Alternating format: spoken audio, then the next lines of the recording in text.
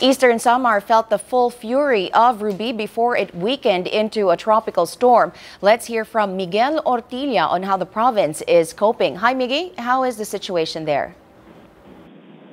Hi, Menchu. We'd like to give you some reports. These are just partial reports coming into the command center here at the provincial capital. And according to authorities, the partial record that they have is, as of now, 4 people are confirmed dead.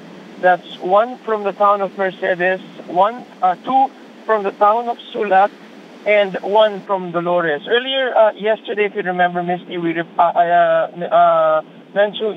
yesterday we reported to you 2 people were confirmed dead in Dolores. However, now they're debating the figures. They maintain it with just 1, as the other person, they say, died hours right before the typhoon made landfall.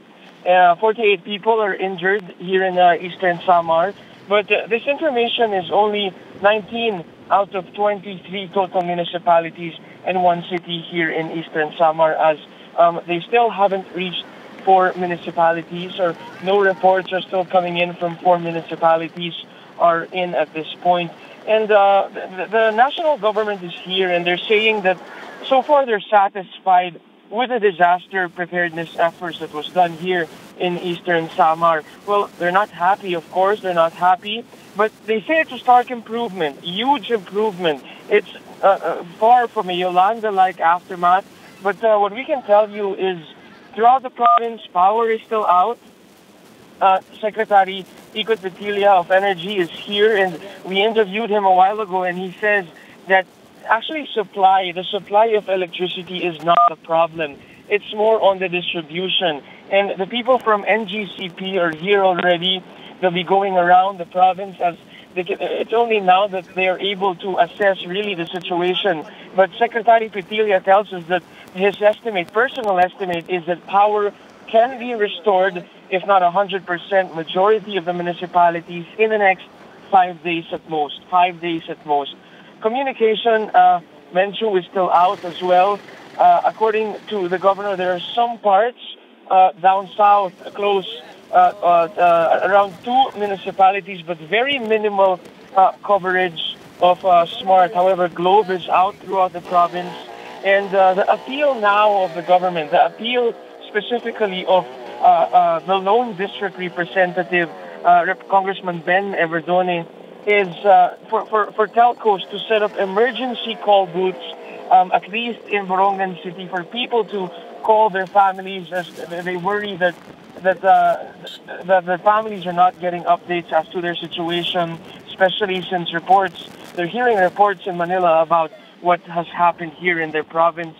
And going around the province, Menchu, you'll see that it did leave a massive damage. Typhoon Ruby no doubt left massive damages, although there were minimal casualties, especially up north. You'll see the damages really. And this would mean that people would have to stay longer in the evacuation centers or the temporary shelters.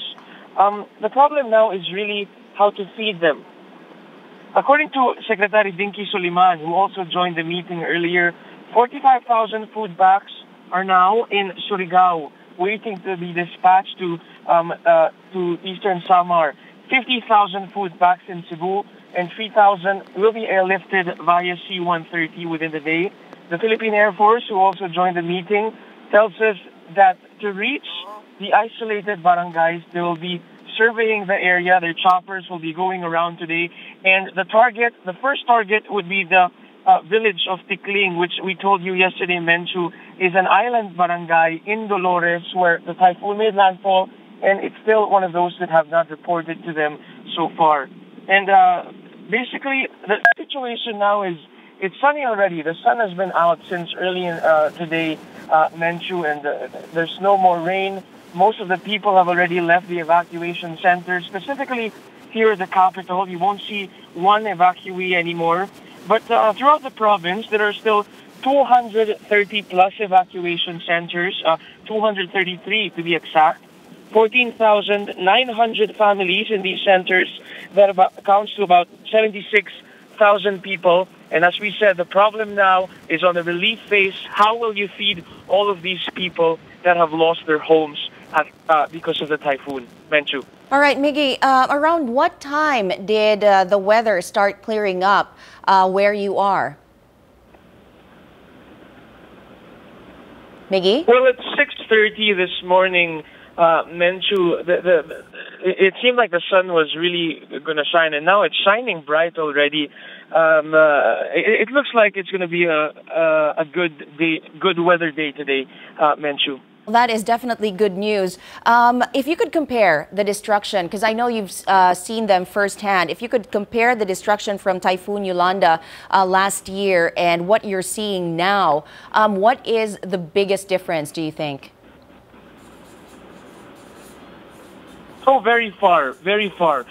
In Typhoon Yolanda, you'll see that even approaching the municipalities that were reportedly not as damaged, I consider that as huge damage or massive damage already. And here in the province, in Borongan City, as well as the provinces up south that were heavily damaged, you'll see that most of the ones that the houses destroyed are made out of light materials, and those in the coastal areas. But in Tacloban and Palo last year, you'd notice that even the concrete houses, some of them were wiped away. I guess the big difference really was the storm surge.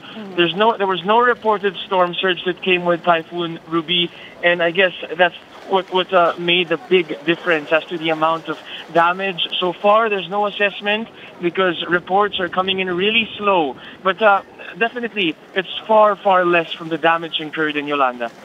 All right. Well, thank you very much, Miggy. That was Miguel Ortilla reporting to us from Borongan, Eastern Samar.